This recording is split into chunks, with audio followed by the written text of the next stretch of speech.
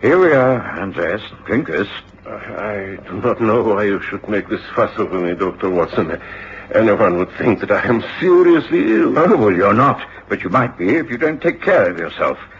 You're not a young man, you know. And after a life such as you've had, well, it's a wonder you're in such good shape. It tastes bad. But you are right. At least I, Andreas Paulus Juno, have lived. Look at my pictures, the photographs. Greece, Spain, Italy. Ah, yes, Italy, the most beautiful. If only my Maria were alive. She would be really looking after me. But thank you, Dr. Watson. There's really no need to concern yourself anymore. Good day.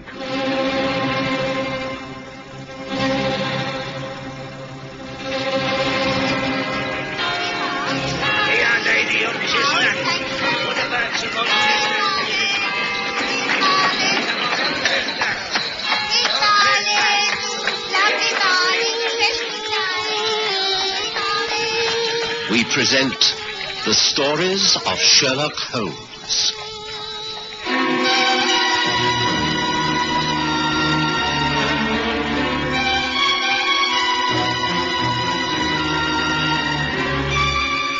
The Italian Intrigue.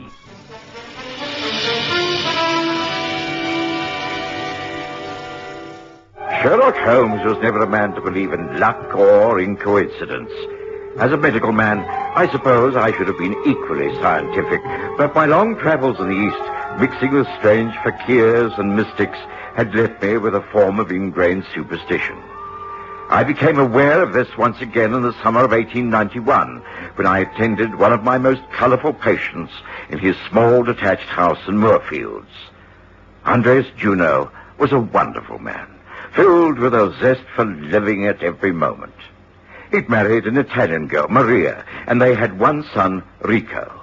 They were supremely happy. Later, tragedy had struck. Maria had been killed in a riding accident. Andreas showed his courage then by the way he forged ahead, heartbroken but strong. These thoughts had been uppermost in my mind as I drove back to Baker Street. And somehow, I wasn't surprised to find a well-dressed, foreign-looking woman outside our home. Scusate, please, but this is the house of Mr. Sherlock Holmes? That is correct. My name is Dr. John Watson. I share rooms with Mr. Holmes. Can I be of any help to you? I wish, please, to be interviewed by Mr. Holmes. I have no appointment, I'm afraid. Well, let us go inside. I'm sure if Holmes is free, he'll talk to you. Come this way. Oh, grazie. Sherlock Holmes was free. He was sitting by the open window reading a book. When we entered, he looked up and greeted us both with a thin-lipped smile. Ah, Watson. I observed you arriving by hansom and wondered if you'd be kind enough to bring up this young lady. She's been hesitating outside for some little while. Please do be seated. I observe that you have traveled a long way. I'm very flattered. You are an Italian? You come from Naples, perhaps? And you are not familiar with our English currency. You have difficulty paying the cabby. That is quite correct, Mr. Holmes. Although how you can tell at just a glance, I really do not understand. Oh, it's really quite simple. Please do be seated. Your very appearance says that you are not English. There's always a style about continental women that shines in our drab London streets. You're wearing a locket round your neck, which is unmistakably Italian. I think, if my memory serves me correctly, it is the charm of Naples. Only people born and bred in that city are allowed to wear it. It's supposed to bring good luck. That is also correct, but I'm afraid the luck, it is not with me for a long time now. I am in trouble, Mr. Holmes, and that is why I come to you. My name is Lucia Cataldo. I am not married. Until recently, I lived with my father, Marco Gino Cataldo. He was the prosperous merchant. Then a year ago, there was trouble. Things in the business, they go wrong. We lose the money and the prestige. My father, he suddenly sells most of we own, and then he disappears. I do not know where he is. Friends, relatives, they do not know. I must find out what has happened. Well, if I can help you, you may be sure that I shall, Signorina. But tell me what brings you to England. I hear from a friend of the friend that Papa, He took the boat from France across the channel. That was some months ago. I have little money, but I come to try and find him. But London, it is so big. I don't know how to start. Well, of course, there is your own embassy. Oh, that I have tried. They do not know of him. He does not report to them. And you have already tried to reach him through the agony columns of both the Morning and Evening Standard? You know that? How? I study these columns. Recently there was an appeal for Signor Cataldo to reply to an urgent appeal.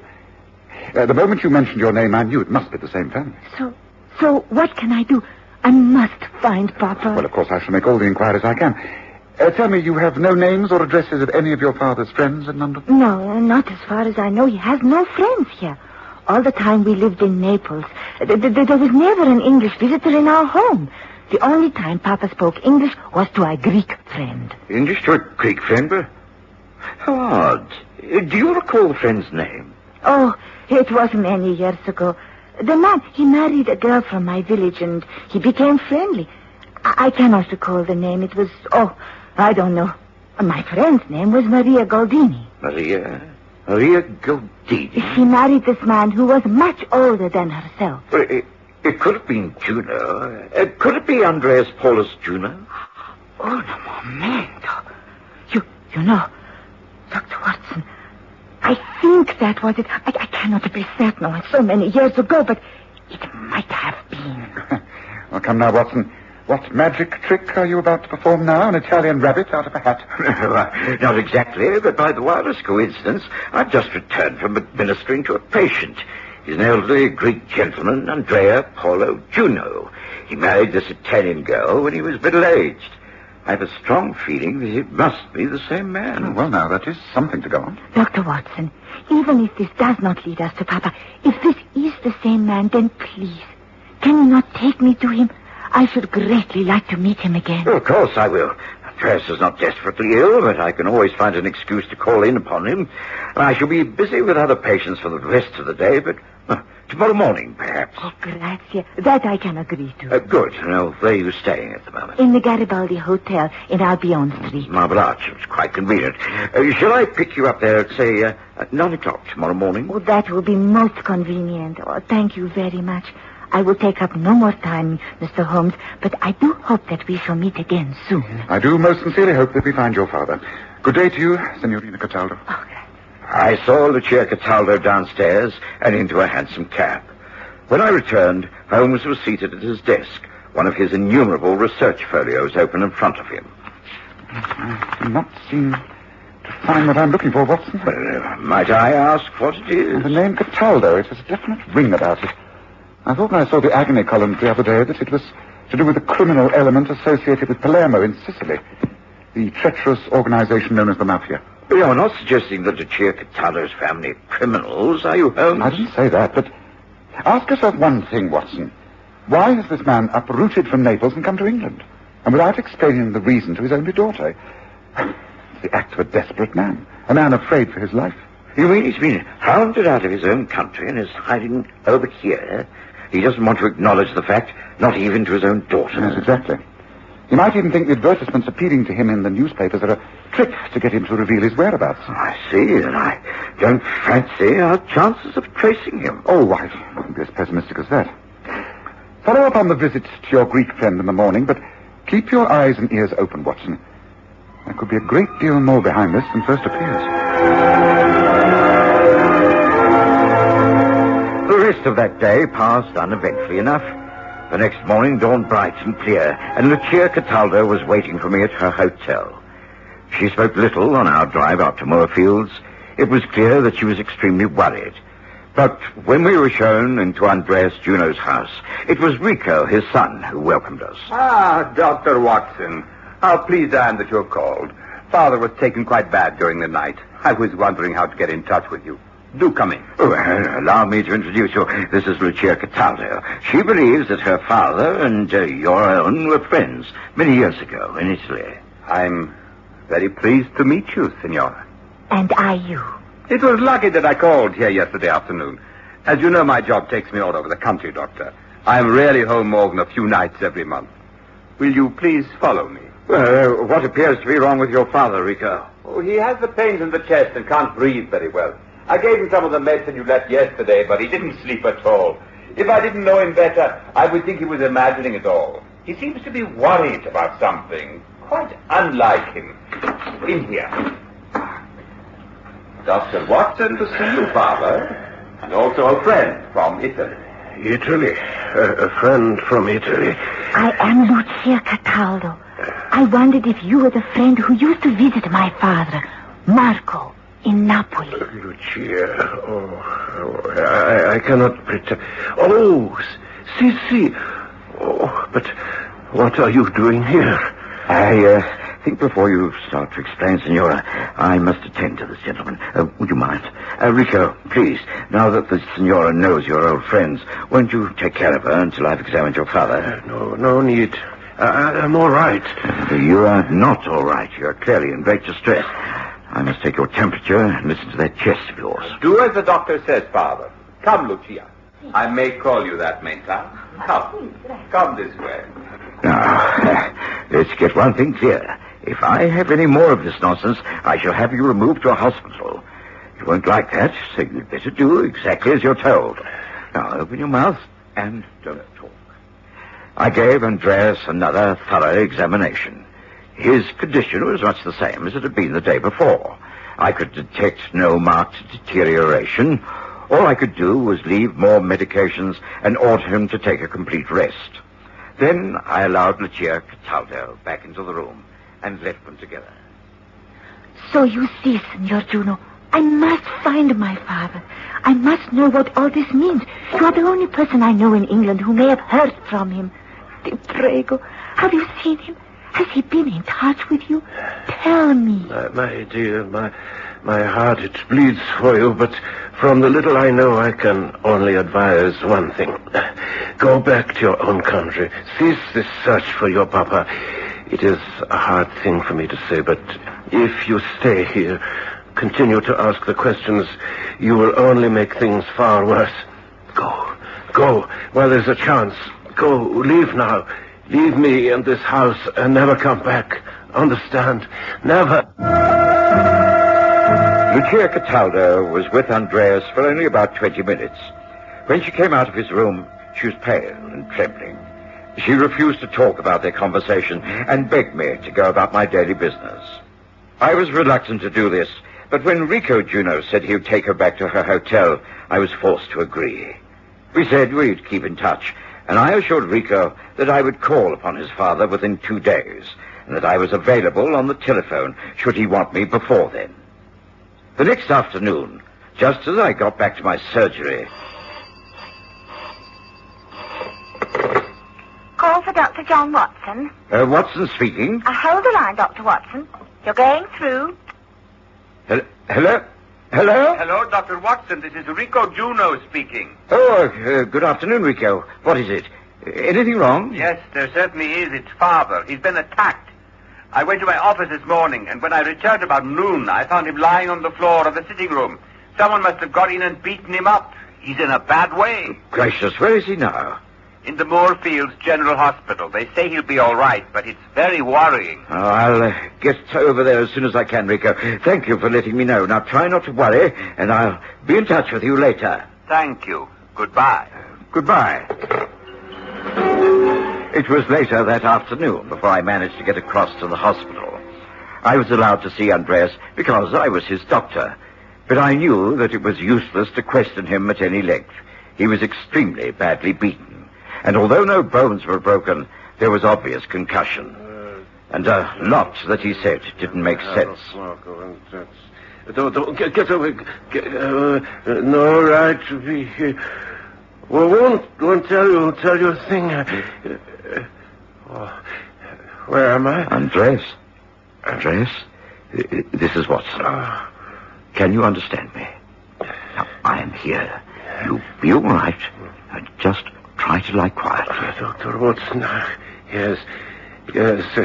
Not made a very good job of this, have I? You've been attacked. Can you tell me how it happened? Broke in. 2 men. I don't know them. And they asked questions.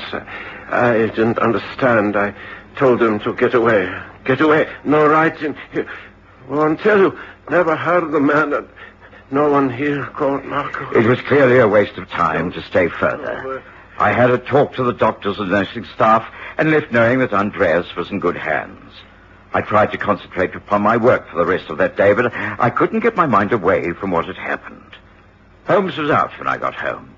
He came in later for supper, and I explained as best I could what had happened. It seems very clear that things are moving to a climax, Holmes. I'm sure that it's all connected with the disappearance of Marco Cataldo. It's got to be. Otherwise, why did Andreas keep muttering his name in protest? Yes, that's obvious. Well, I'm afraid the time has come for us to take an active hand in all this, Watson. Although it's getting quite late, I fear we must delay no longer. Well, if you're willing, I think we should call a cab after supper and get over to Moorfields immediately. I presume that this young man, Rico, will be at home? Oh, yes, I think so. They won't allow him into the hospital at this hour. I doubt if his father will have visitors for some days.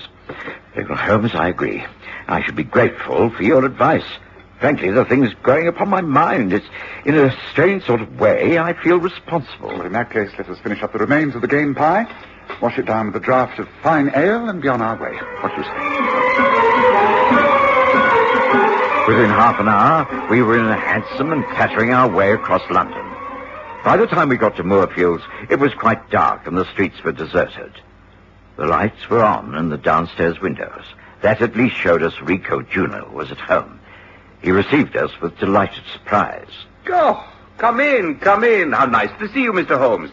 I take it that Dr. Watson has told you of our latest trouble. Yes, I'm very sorry. Perhaps if I'd taken a more active hand earlier, I might have been able to prevent this. However, we must deal with things one at a time. You say that you rarely spend much time in this house? No, I feel a little guilty about it, but I travel a great deal in my job, all up and down the country. Father is left alone for days and nights at a time. You have someone who comes in and cleans and cooks? Oh, yes, Mrs. Lawson. She comes in 3 times a week, has her own keys. Been with the family for years, quite trustworthy. When you do stay here overnight, do you ever notice anything strange? Noises, movements that you can't account for? Oh, well, I am usually so exhausted from my day's work that I go to bed quite early and sleep very soundly. But, well, sometimes I do get the feeling that all isn't well. It's an old house, of course. Stairs creak a bit. I'm not the nervous type. Do you notice any food disappearing? Things misplaced in cupboards? Well, no. I have nothing to do with the running of the place. Why? Well, why do you ask? I ask because I am sure that you are not living here alone, and neither is your father. What do you mean? You have a lodger, an unpaying guest. He's here in this house at this very moment. Mr. Holmes, what are you talking about? Do you mean... Oh, no, you don't think that Lucia's father is staying here under this roof? It would seem to me to be the most likely solution. But that's impossible. There are only 2 rooms upstairs, father's and mine. There is an old box room. An attic, I presume? Yes, but no one could live up there. You can't be sure. There's only a couple of foot of space between the ceiling and the tiles. It is impossible. Nonetheless, I think we must investigate, and I think we must handle this very gently. Now, come, take me to the top of the house, and let us take a look at this attic. Lead the way, please, Rita. Ah, yes. You see, there is the hatch to the attic. A small plank of wood, about 3 feet square. And here, see the top of the stairs? If one stood on the rail at the top landing, one could easily reach the hatch, remove it, and pull oneself up. Yes, and look, you see marks on the rail here. Yes, that is exactly what has happened. Now, give me a hand, Watson. I'm going up. But this is ridiculous. There is nothing up there. No one could exist up there. Careful, Holmes. Yes. Take my shoulder. Right. Quiet now. Now. The light, please. The lamp. Hand it up. Here. Good. Come out, please. Please come out. No one is going to hurt you. Please, Senor Marco Cataldo. You are among friends. Please, now take my hand. Let me help you down, please. I cannot. I cannot. Yes, you can. You can come along now. You can do it. Come along now. That's it. Gently now, gently. Careful now, legs. What happened next was one of the most bizarre sights I can ever remember seeing. From the small aperture, came the emaciated legs of a tiny, filthy, frail creature who hardly resembled a human being. His staring eyes were wild with fear. He was shaking with ague. A man hardly in his right mind. Holmes handled him like a child. Soon we were back downstairs. Drinks were poured, and Marco Cataldo was persuaded to sip a small brandy. Gradually, we managed to get some sensible words out of him. I had to hide there. It was the only place I could find. Andreas, he did not know. I came here. The cleaning woman, she let me in. I pretended to go, not to wait. I said goodbye, closed the front door loudly, and crept back up there till I found a place to hide. Yes, you did that because you thought there were no friends here. But there are. Andreas is your friend, and so is Rico, his son. His son? Yes, and your own daughter, Lucia. She is here in London. Lucia? Here? Oh, no. Oh, Lucia. Now listen to me. I am Sherlock Holmes, and this is Dr. Watson. I have great influence with the British police. I can guarantee your protection. All you have to do is to tell me who your enemies are, and I shall do the rest. Now come. Will you tell us the whole story? Marco Cataldo did exactly that. He described how back in Naples he'd been accused by the mafia of betraying them, when in actual fact it was his cousins of the same name who were guilty. He'd been blackmailed by them, forced to pay protection money, and eventually flee for his life. Now they'd followed him to England, and he'd been forced into hiding. Holmes listened to the story with the greatest of interest. I was able to use my influence to get Cataldo admitted to the same hospital as his friend Andreas. I knew he'd be safe there. The following morning, Holmes announced over breakfast, If you go to read the agony column of the Morning Standard, Watson, you'll see that Marco Cataldo has come out into the open. He's appealed to his daughter to call upon him at a certain address in Elm Park. He even stated the time, 8:30 this evening. Gracious, Holmes, how extraordinary is it? Why? Well, I hope so. The apartment of Inspector Gregson of the Yard. Yes, I think our mafia friends will be unable to resist this invitation. Young Rico Juno is going to help by impersonating Marco. Shall we also attend? It'd be rather gratifying to be in at the kill, as it were. And so it was arranged. There were several of us concealed in Gregson's flat that evening. The front door was conveniently left unlatched. The light was dimmed. Rico Juno, conveniently slumped in a chair by the fire, could have been mistaken for anyone. There was not long to wait. Leave all this to me. This time we shall not fail. See, it must be over and finished. Hey, there by the fire. It is him. So, Marco, you think you're kind of scared, eh? No, not our vengeance. This time you die before you can tell the truth. You die swiftly with the knife in your throat. It was all over in a matter of minutes. The two would-be assassins were arrested and led away. Much later, Lucia was reconciled to her father, who made plans to immigrate to America, taking her with him. But this plan did not materialize, because... I shall not be leaving London after all, Father. Rico and I are in love. He has asked me to marry him, and I have accepted. Oh, sono così felice. I am so happy. And, as Holmes remarked... Well, at least the Italian Intrigue had a happy ending. Not all our cases do they, Watson?